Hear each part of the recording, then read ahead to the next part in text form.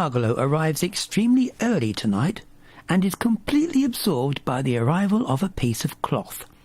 She obviously finds the taste interesting as she's been licking it for some time. After a couple of gentle tugs, she stops and turns round. Then, with the sudden realization that she is on camera, she decides to move away as casually as possible. Once out of sight, she tries a few hefty tugs before giving up and heading over for a drink. I expect all that exercise has given her quite a thirst. Half an hour later, Norman appears.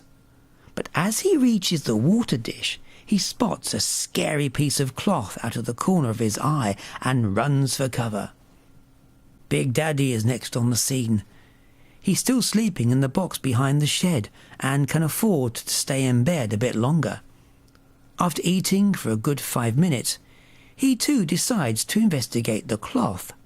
He seems as determined as Margalo to add a bit of warm cloth to his winter nest, and with his bulk, he's more likely to manage it too.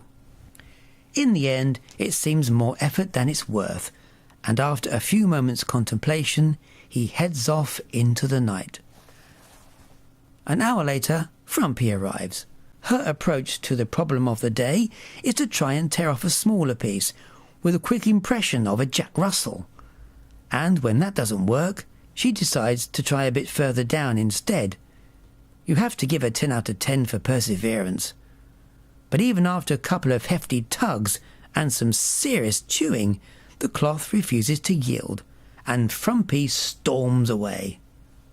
Having arrived at the food hut from the other end of the garden, Norman is able to munch away at the kibble without going anywhere near the scary piece of cloth.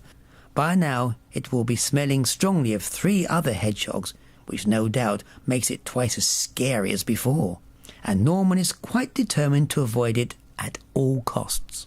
To that end, he returns to the dishes to make absolutely sure he has eaten everything he wants to. He wouldn't want to have to come back again too soon. Then he squeezes under the shelter and sets off the way he came. An hour later, Margalo returns to find Tilly sitting in the food dish. This is the sort of situation that quickly escalates into a disagreement. But instead of holding her ground, Tilly gently sidles out of the way. Not wishing to argue when there is other food to munch, Tilly makes her way over to the food hut instead. Margalo's piece is cut short by the return of Frumpy, but rather than pushing the younger hedgehog out of the way, Frumpy is content to munch her way through the kibble instead. As the two of them sit there happily eating side by side, Tilly suddenly barges through from the rear, shoving both Margalo and Frumpy over a bit on the way round. Then she turns and wanders back to the huddle. After a few moments' contemplation, she climbs back over to exactly where she was before.